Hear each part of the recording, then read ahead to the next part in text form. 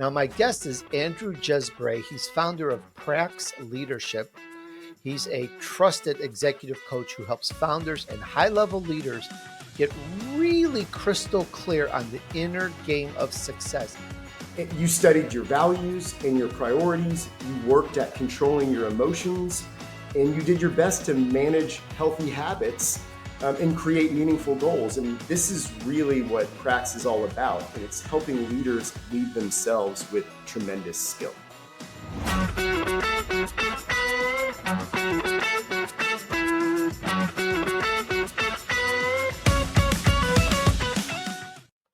Welcome, entrepreneur movers and shakers. This is the Tony D'Urso Show. You're at the right place. I thank you so much for joining in with us.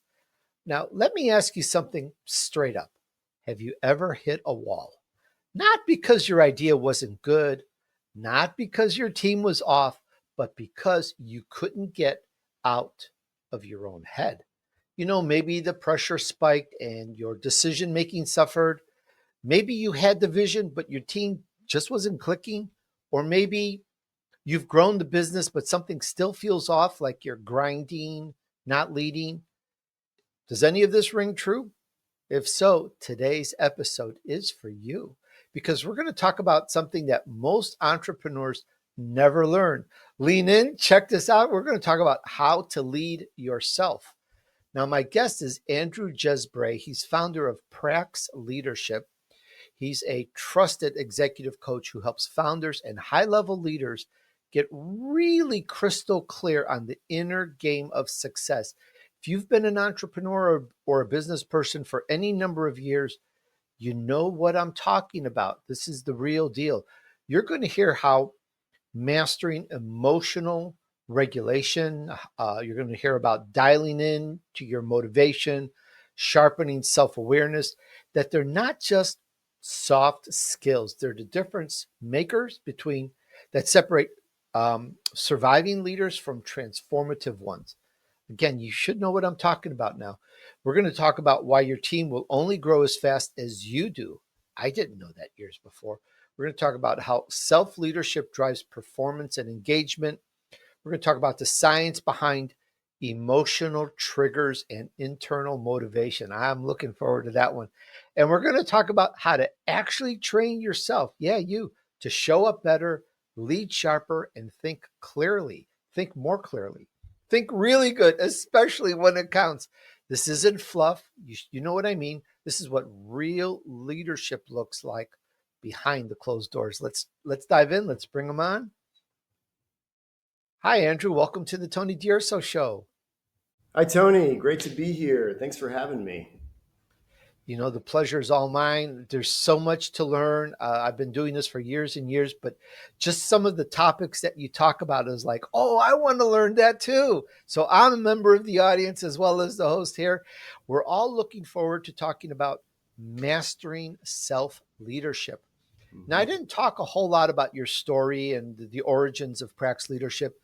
I mentioned just a scratch. You've built career helping executives and founders become leaders by mastering themselves first, which is something I truly have never really heard a whole lot of, or I've heard a whole bunch of, is that the right grammar? A whole bunch of people focusing in on that.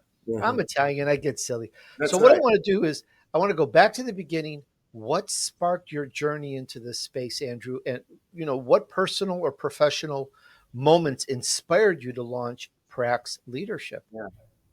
Thanks, Tony. So pre-Prax, from 2007 to 2017, my brother and I founded, scaled, and ultimately exited from a healthcare services business sold to private equity. And after that experience in 2017, I had somewhat of an existential crisis, a professional existential crisis. We did what most entrepreneurs are dreaming of doing. We sold, and it was like but now what? Because Tuesday still happens. And it was the first time in my career where I really asked myself what I was most passionate about. I had my head down for 10 years trying to grow and scale this business. And where my talents were as well, not just my passions. Like, what do I really have to offer?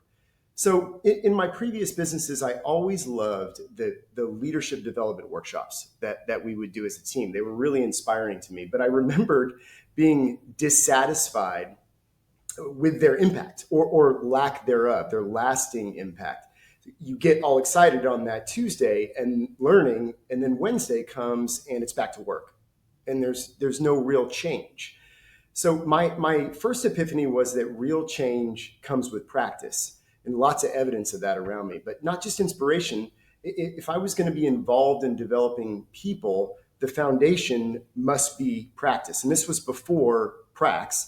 Prax is the Latin root of praxis, which means to practice. So it's a part of our ethos. But Tony, my real breakthrough wasn't until I had three challenging experiences in a short period of time that really forced me to look inward and ultimately led me to Prax. So in the span of a year, the business we sold to no longer required my services. You know what that looks like. This was, or you know what that sounds like. This was a real ego hit. That was the first thing. My wife and I were experiencing very emotional fertility issues, having some failures. And then to cap it off, my hero, my dad, passed away. And this is all in a very short period of time. And now, at the time, I didn't feel grateful, but now I'm grateful for these because it was like the Olympics of self-leadership for me. And if you've ever had a challenging season of your life and you emerged better, you led yourself well. You studied your values and your priorities. You worked at controlling your emotions, and you did your best to manage healthy habits and create meaningful goals. And this is really what Prax is all about. And it's helping leaders lead themselves with tremendous skill.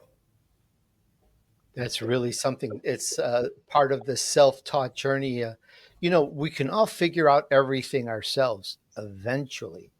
Mm, Sometimes it takes many decades, and sometimes it takes some serious mm. issues, life-changing events. And I think most of us have had them in our lives, and you've done very well, and you've learned through that. And I'm gonna just dive right into the meat of things a little bit, at Mhm. least some of the meat here, because I'm so interested in the self-awareness and the inner game. And you say, I think you say somewhere in your material, self-awareness is like the cornerstone. It's where all the great leadership begins. I'd love to break that down and see, well, what does that look like in practice? How does an entrepreneur do it? It's probably we're gonna those questions right there probably would take a whole series to Yeah. answer.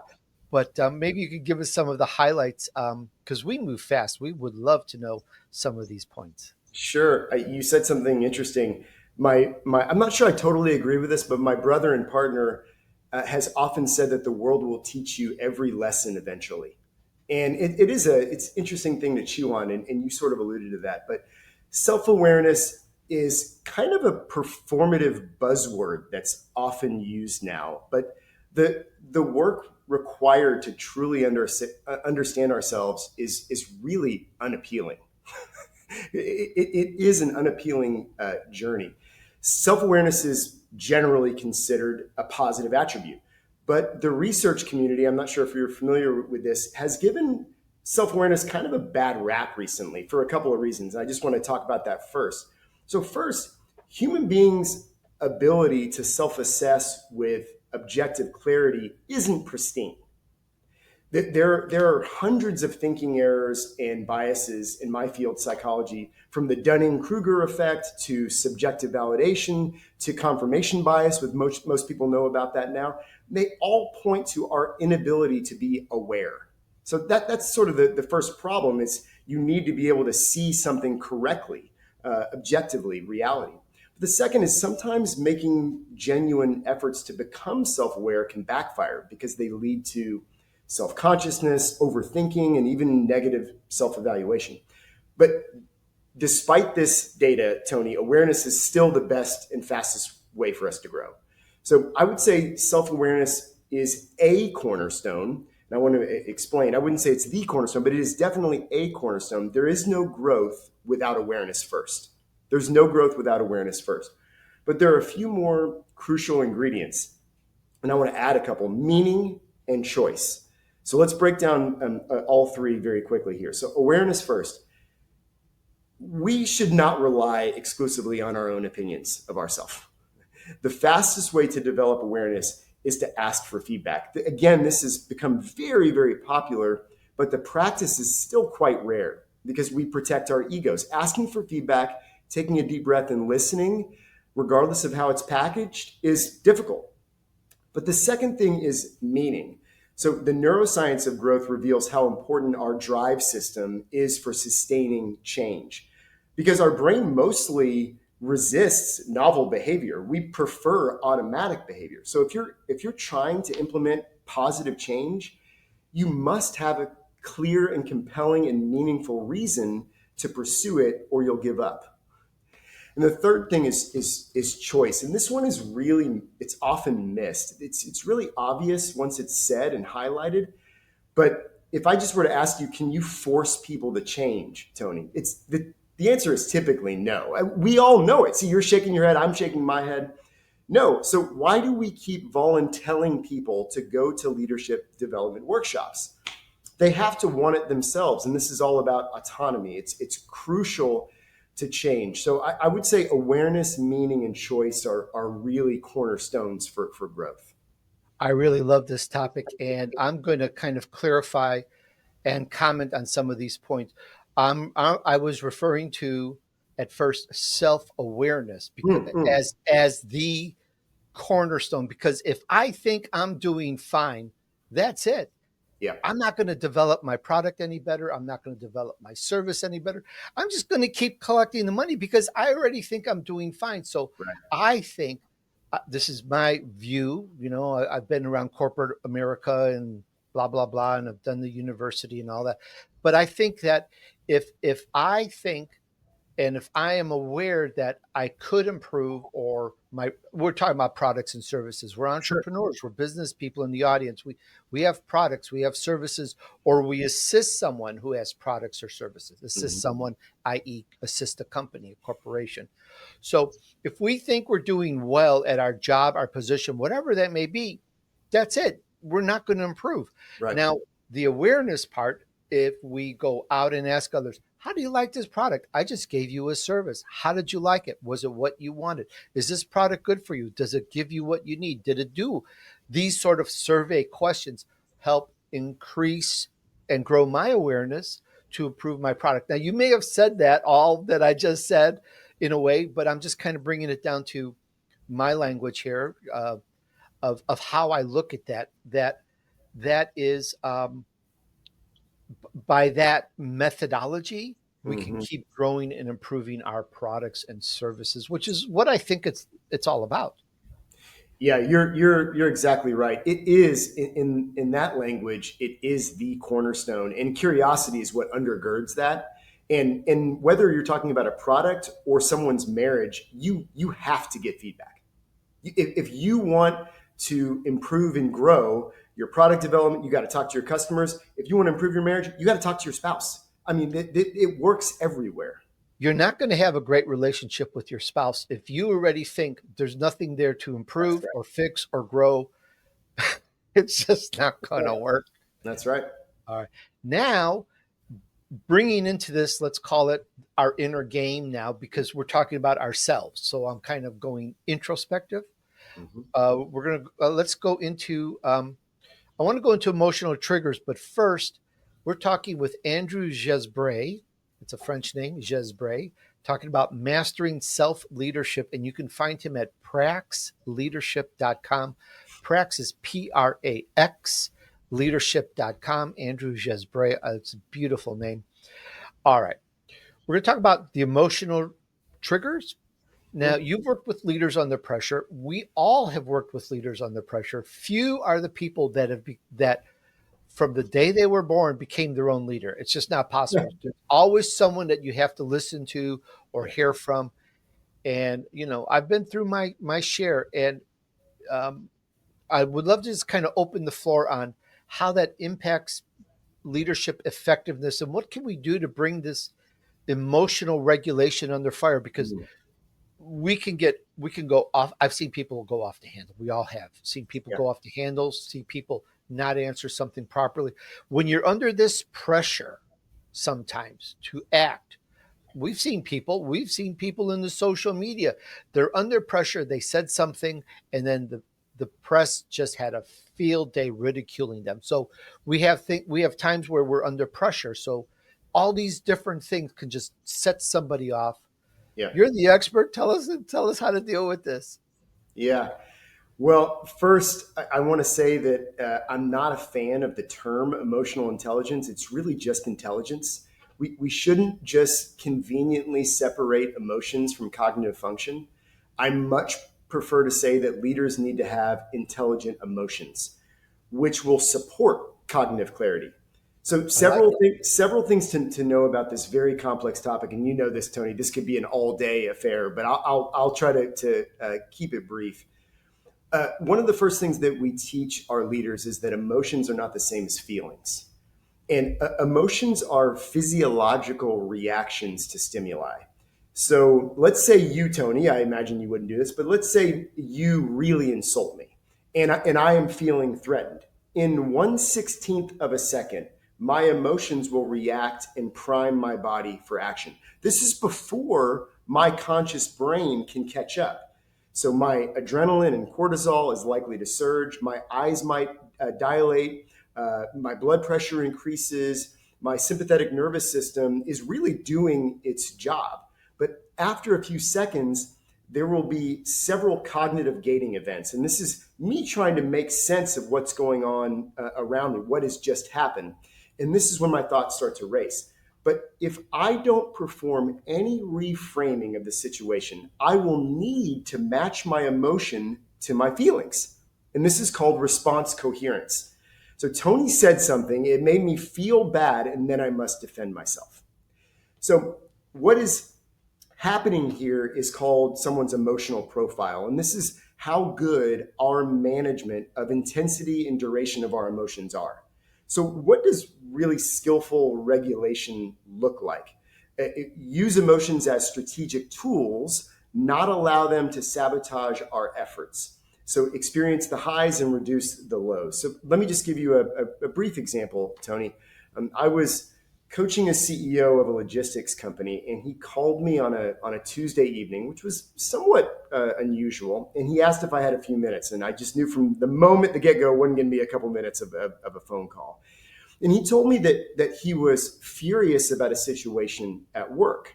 This is Tuesday night, mind you. And he said that he returned from vacation to find 10 trucks sitting on his lot.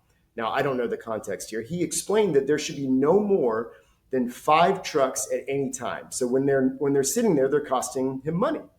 So I asked when he specifically saw these 10 trucks, and he said Monday morning. So I said, "You've been mad for 36 hours. And he said, yes. And he explained his behavior. We went almost hour by hour, explained his behavior over the last 36 hours, and he was embarrassed. He was embarrassed having to catalog, and I really didn't let him off the hook, which is part of the strategy. Tell me what you did at 9 o'clock, 10 o'clock, 2 o'clock. And what he had done over the course of 36 hours was create tension, yelling at employees, and ostracized and isolated himself from his executive team. Calling people on his team, demanding answers. One guy was on vacation. Somewhat, he learned later, ruined his vacation because he really couldn't be present with his family after that because he felt like he was getting balled out. But what we were able to diagnose here, Tony, is the impact of his behavior didn't align with what he actually wanted. So, and that was to teach. What he really wanted was next time is that the team was working in concert to make sure that there was 3, 4, or 5 trucks sitting and the other 5 were out there. So we were able to unwind and talk about how do we take that 36 hours of being mad and make it 1 hour. And so we worked on breathing, which you may know is one of the fastest ways to calm your sympathetic nervous system, which we just talked about, to bring your executive functioning back online. And then we started doing what is it that you're trying to create here? So next time, he actually affectionately refers to this as his 10 truck moment. So anytime he's feeling dysregulated, he remembers that he can calm himself, ask what he really wants for this scenario, and reframe the situation. That's a tough one. Wow, I really feel for that. It reminds me of back in the corporate days where, it's Friday afternoon, you're ready to go home, and something happens that just like gets you on fire Mm, mm, internally. mm-hmm. And then you have to wait till Monday to deal with it. It's conflicts you. It really does. Yeah. And the one thing I ran into years ago, which is for at least for typing communications and sending emails and stuff like that, Mm, is when you're angry or mad or you're emotionally ticked off, even if you don't think you are, mm. before you hit send, just step back and then reread it brand new. In fact, even reread it out loud, Right. and you will find that, oh my gosh, I said that. Because sometimes when you're typing, Mm, which also works with leaving voice messages or talking to somebody, you're communicating when you type as well. You're communicating with that emotion, you're mm, communicating with that. And when you look at it again, you go, oh, that's wrong. I don't mean it to be like that. And I've gotten, I'm grateful in the practice, and not that I get mad anymore, but if it ever should happen, I'm so trained myself. So this is self leadership. Sit back, go get a sip of water, go anything, go breathe, go whatever, and then reread that communication, and you're going to find out you changed the whole thing. And yep. that's really good, because you're going to then, it's like when you set that, when you do that, as if, such as your 10 truck moment CEO, you're creating other emotional triggers with That's people right. with their emotion that they don't even know is going on. That's right. And it's like a fire. It just keeps spreading. Mm-hmm. You're exactly right, Tony. We don't have time for it on this session, but we go through what's called the E4 method, which is exit from the moment, experience and acknowledge what's going on, expand like you're coaching yourself, and then explore what you really want for the scenario. And that's really what I did with him on the phone. And afterwards, he felt such relief. And then he went back and said, I could have achieved that within the first 45 minutes of the 10 truck moment. And so he now uses this on a weekly basis. And you probably know the science on this. The more we practice it, the easier it is to reduce that time frame, and your emotional profile gets stronger. And my only comment on that, Andrew, and the biggest, most important comment, which, if there's one, and I don't mean to subvert this show. Is that the right way to say it? I don't mean to throw it in the fire. But if what was I going to say on that? If I this is like the third time in 10 years where I actually lost my train of thought. I think this is hilarious. I'm going to just laugh at myself.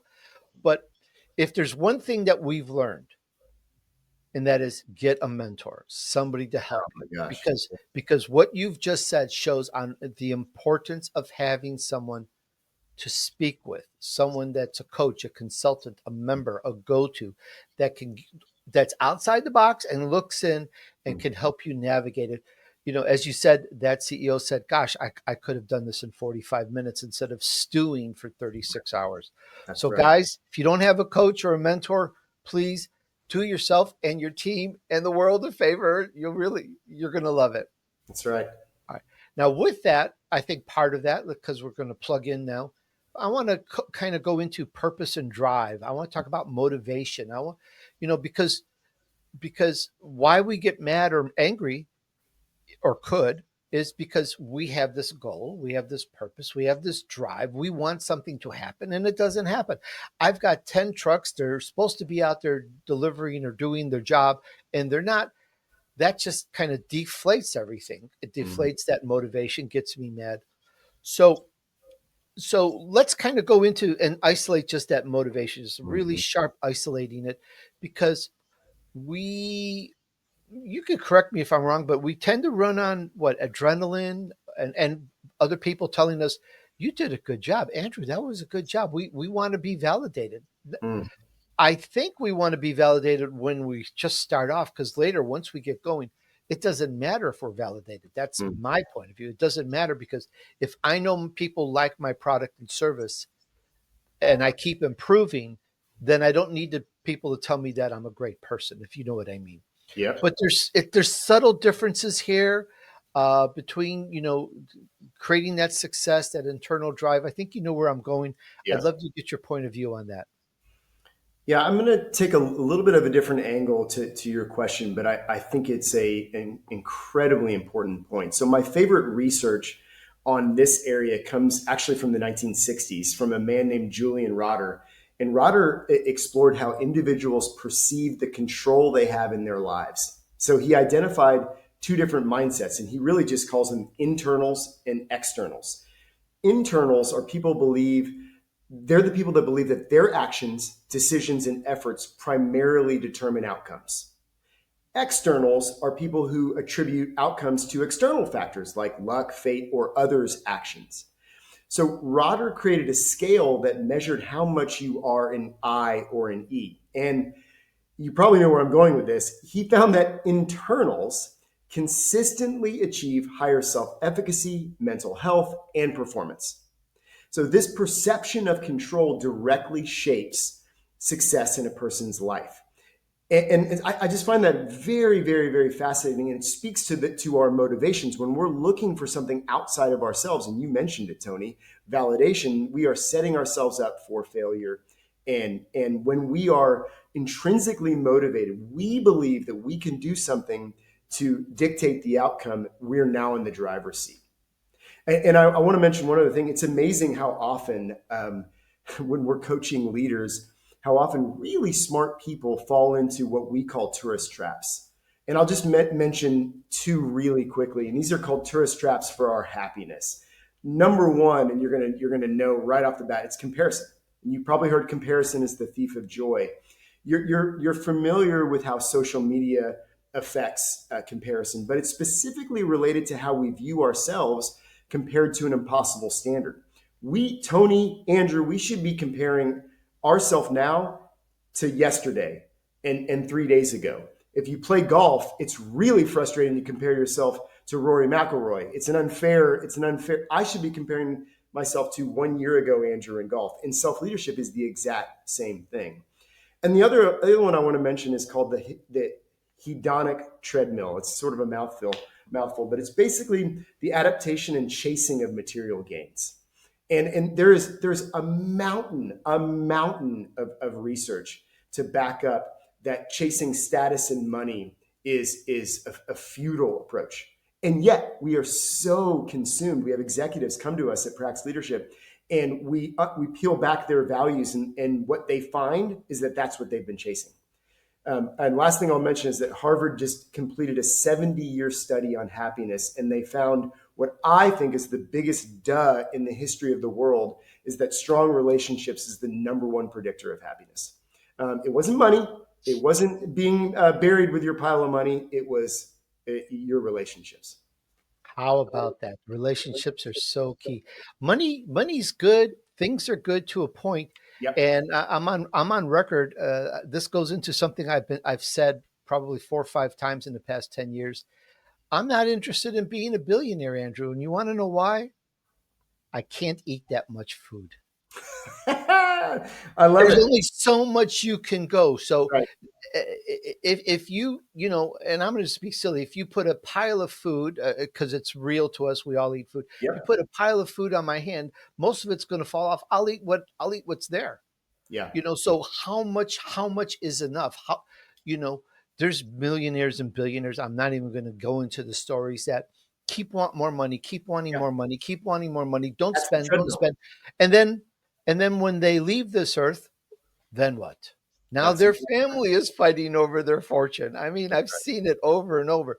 So there has to be a balance, and you've brought that really into focus here, because this is the real thing. It's relationship.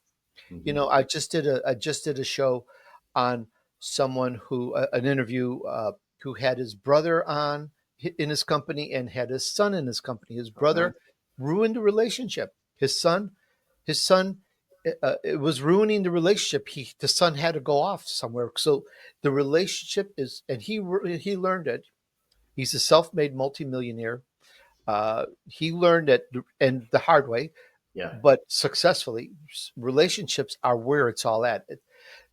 You can't go anywhere without somebody helping you. Go Right. off into the forest or to the mountains and live all by yourself. It can be done, but it's very difficult to do it without That's right. anybody else. That's right. So we're talking about self leadership here, and I maybe went off on a tangent a little bit, but I really like what you said, and so I wanted to bring that up. Back to self leadership fully. Mhm. I'm leading the company. I'm leading myself, Mm. and that I make my own decisions, but I also have a Right. group and or consultants that I have to uh, help use or use for to bounce off information off of, or to ask for advice. But you get these leaders who think that their decision is it. They're going to make a snap decision and just run off and do it. So there has to be that balance again, just like we talked about in the balance, where you have to be open to others that can give you some advice, and you have to be able to take that advice Yeah. in your decision making process. So I'd love to connect a couple dots on that. Yeah. Just a quick callback. You talked about you have no interest in being a billionaire because you can't eat that much. I think that's a funny line, and it's so true. What I've been saying for over 10 years is there's only so many times you can sail around the world, and then it's Tuesday morning. There's only so many peak experiences that you can have, and it turns out that the science tells us what really is satisfying and fulfilling for people, and it's not that chase. But since we've already talked about emotional and cognitive skill a little bit, which is a big part of this answer with decision making, I want to focus a little bit more on another foundational concept for self leadership, and that's values. And most of us know that values influence behavior. Intellectually, we do. They also guide most of our decisions. Leaders' values set the tone for every organization. But you hear people say that they can't really describe a culture. But I can ask any employee at any company what they think their boss values, and they can tell you almost instantly what that is. But here's the problem. Our values aren't what we'd like them to be. They are what we actually do. This is the difference between our ideal and actual self. So let me give you an example. In our self leadership training, we almost always begin with values. Any meaningful change, as I referred to earlier, needs to be rooted there. But what we often find is a disconnect between what is espoused and what is manifested. So what we say and then what we actually do. So we had a leader that was working on their values, and they identified their relationship with their children as vitally important. However, when pressed on the amount of energy and attention that they gave in reality, there was little evidence that this was an actual value. So he had to go through what I would refer to as a painful transformation to reprioritize other things occupying his attention before he could confidently say that his family was a value. But the magic wasn't over.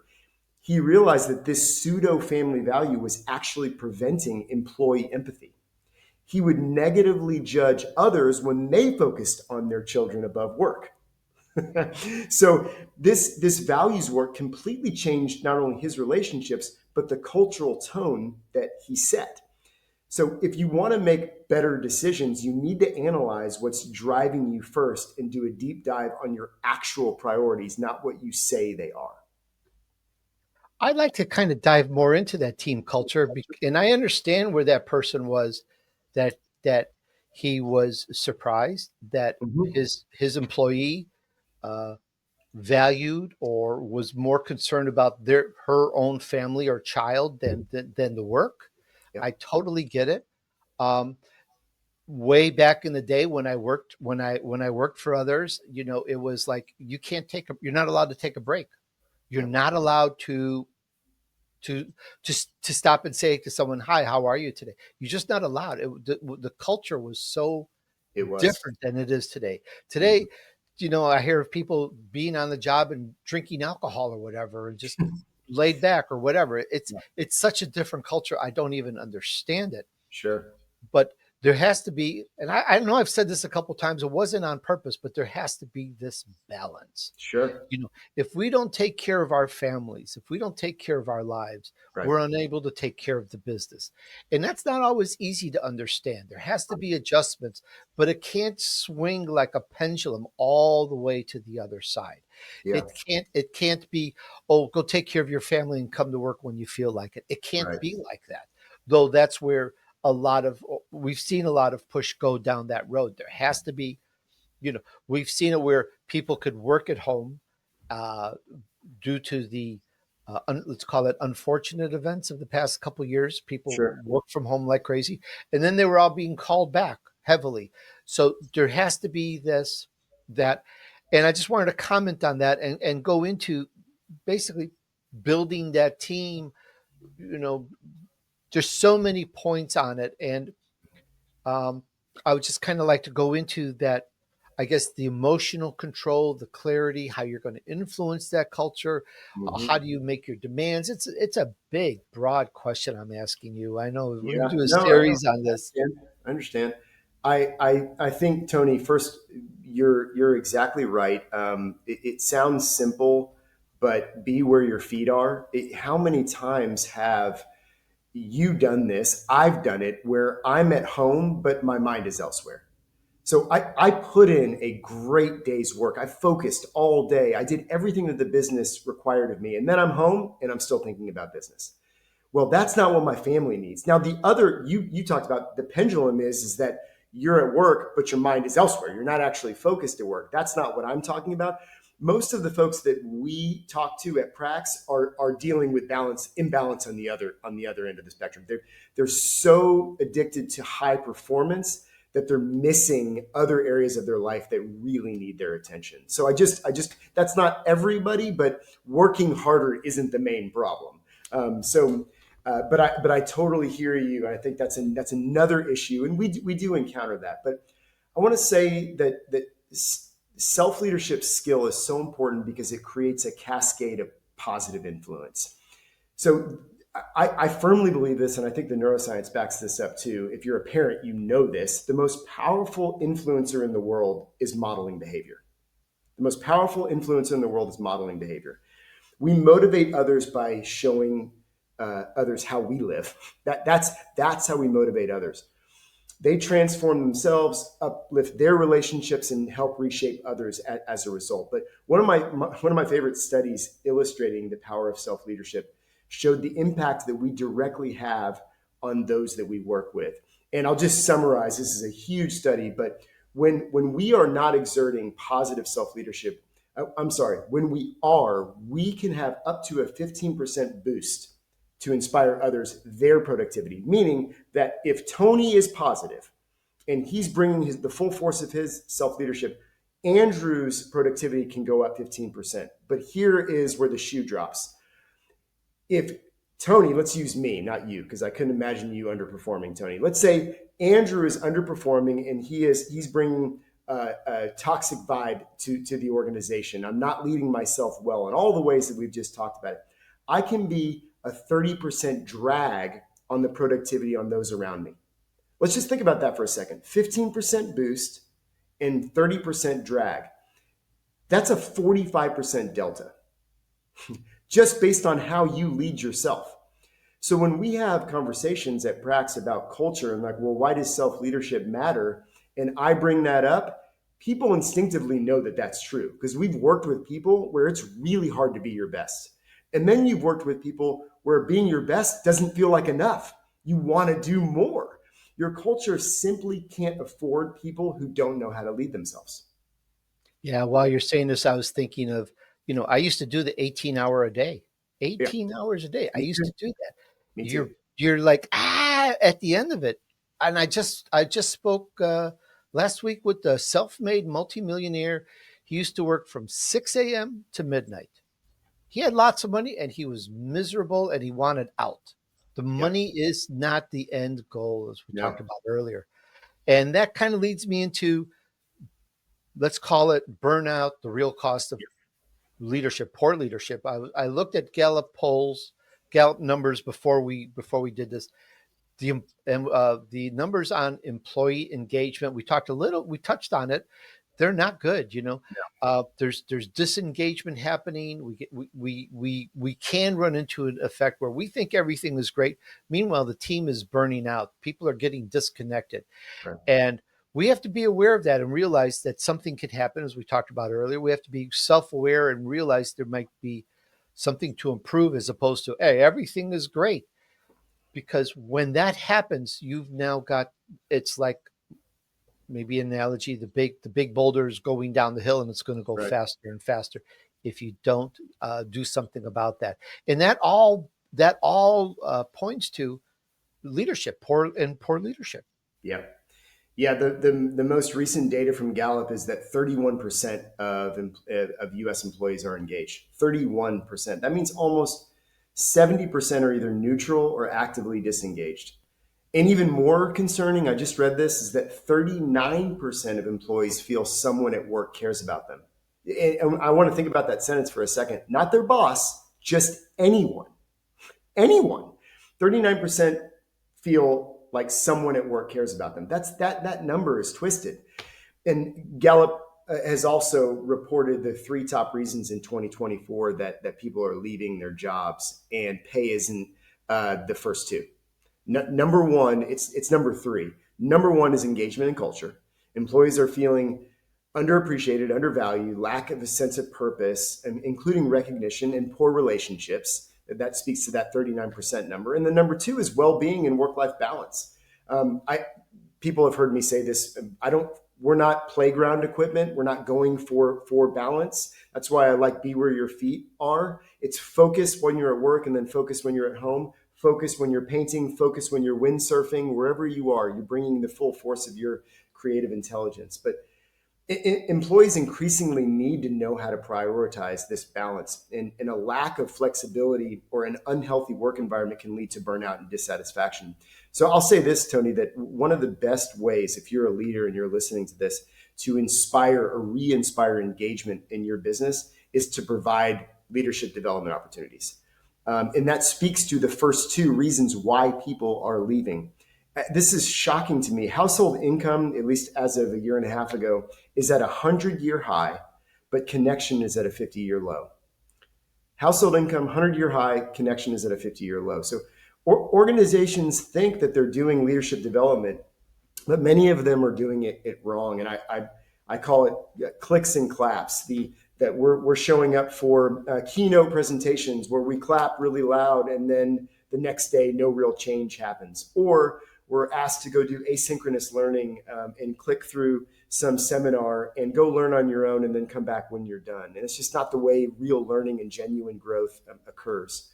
One of my clients asked me a fantastic question last week. He's sending all of his management tier through one of our programs called Pathfinder. It's a 10-week program on well-being.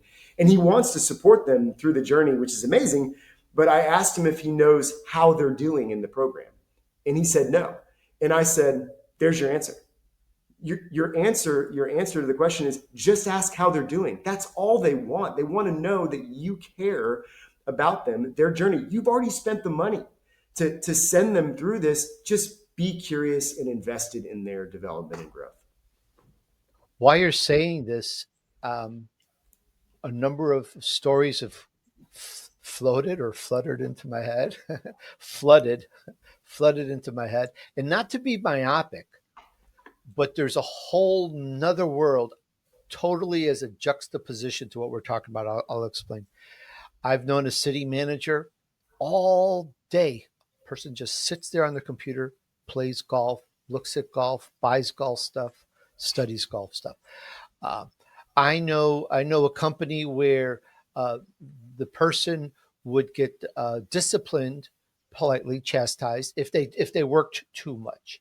Uh, I have story after story after story of cultures where just yesterday I found out about a particular city mayor, who the person, I'm going to be very generic, very the person who came to office with $6 million in the bank, and now there's $6 million in bills, and the person just Yeah. does what they want to do, and it's not, it's like a no work culture. Yeah. Elon Musk is just with whoever else has helped him, Yeah. busted so many people, tens of thousands, working from home, collecting a paycheck, Yeah. not working. Yeah. Leadership has gone so out the window. Yeah. Again, maybe that pendulum swing of letting people do what they do so we don't hurt their feelings, but meanwhile they're just ripping off the system, and leadership has to come in on that. Yeah. And I want to make sure we discuss that, and just tackle it just a little wee bit, because it's just all over the news, and it's like people are up in arms at what's going on. It's businesses, corporations heavily being taken care of, it taken advantage of, Yeah. if not watched. Yeah.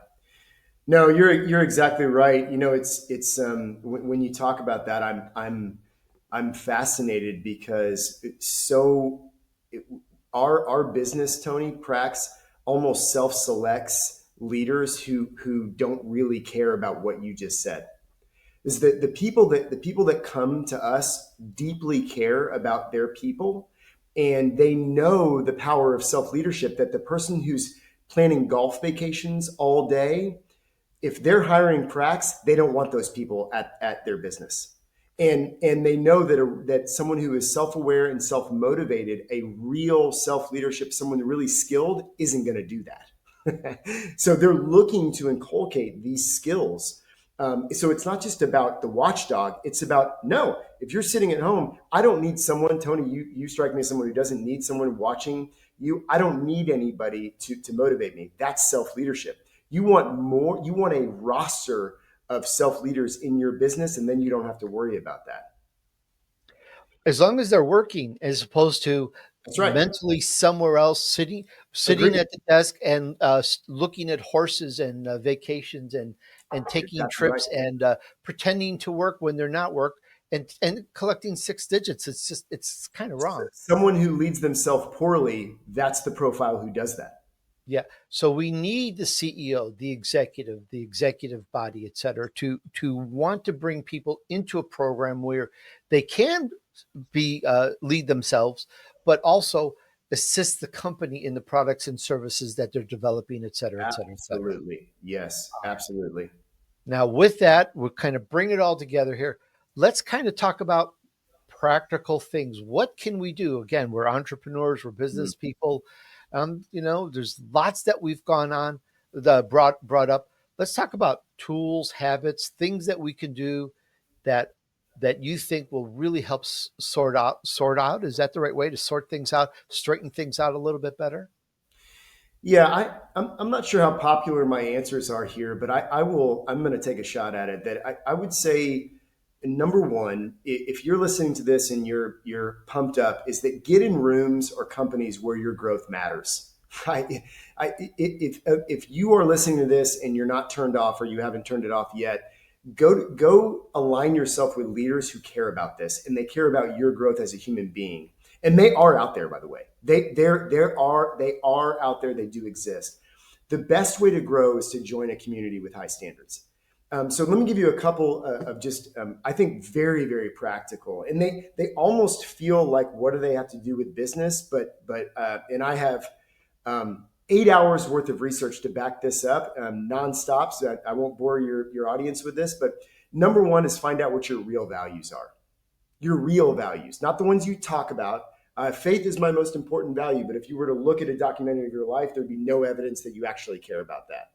So I may or may not be speaking about myself there, Tony. So find out what your real values are, and then your ideals, and this will help you notice the gaps. And consistently, happy, content people perform better at work. But happy and content people know what their actual values are and their aspirational self, and they're working to reduce that gap. Unhappy people don't know the difference.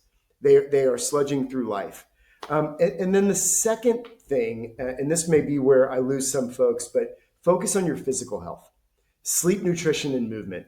The most up to date science on physical health and productivity is staggering. Let me just give you a couple of, so you can, if you're a leader out there, if you help make your folks more physically healthy, your business will improve. And I have a lot of research to back that up. Let me just give you a couple of very these are not amusing stats, but it's the reality of where we're at.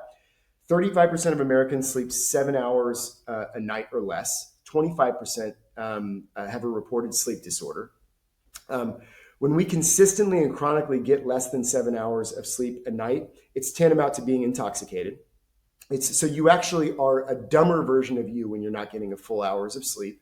That's one reason to encourage physical health. We also take years off your life. There's an amazing book out there called Why We Sleep by Matthew Walker, and he talks about all of the organizational costs and human costs of not sleeping.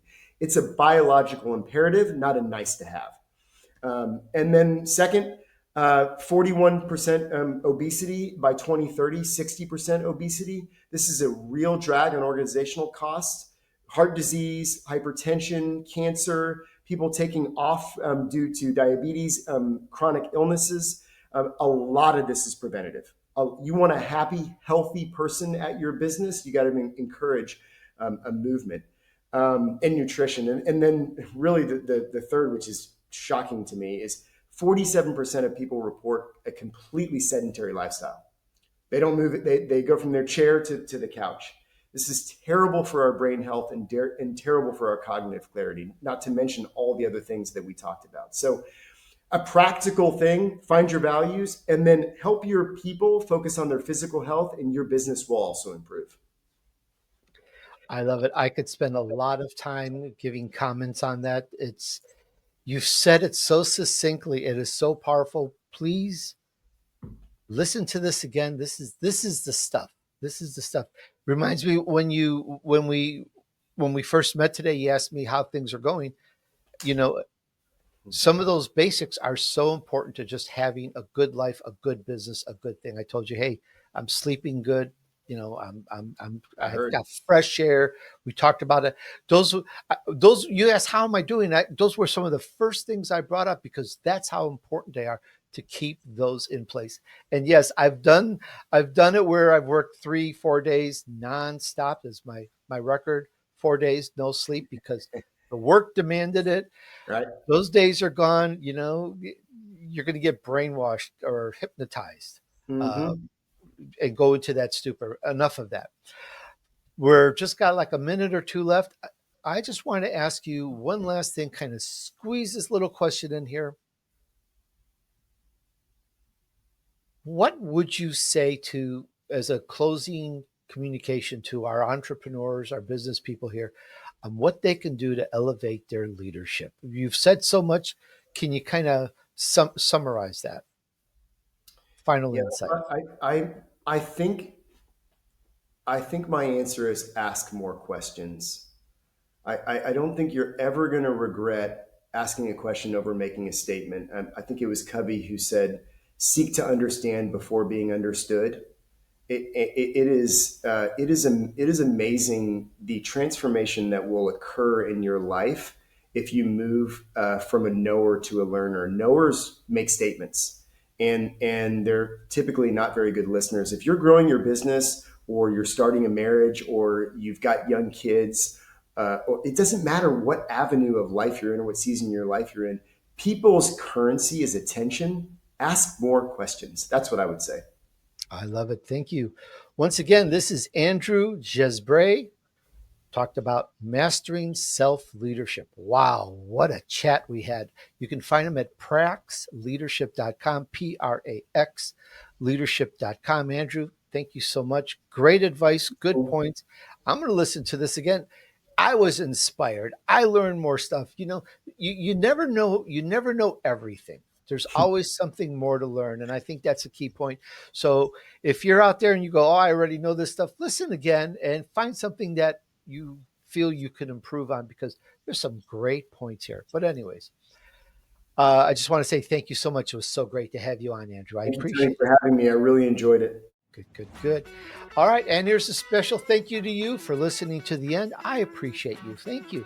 And if you like this, would you share this with your friends? Tell them about Andrew. Tell them about Prax Leadership and what we talked about, self-awareness, leadership, and all these really great points. I've lived through a lot of this, and these are valid. Get some values worked out. Think about it again. And wherever you're getting this, whether it's Spotify or Apple, please follow the show. It helps bring in more amazing guests to you. I do this for you, and I appreciate that you appreciate it. All right, let's use this and let's help you move on your journey to success. Thanks, and remember, just take action. Success awaits those who persevere and remain steadfast despite the odds. Sow good seeds, do good deeds, and I'll see you on the next episode.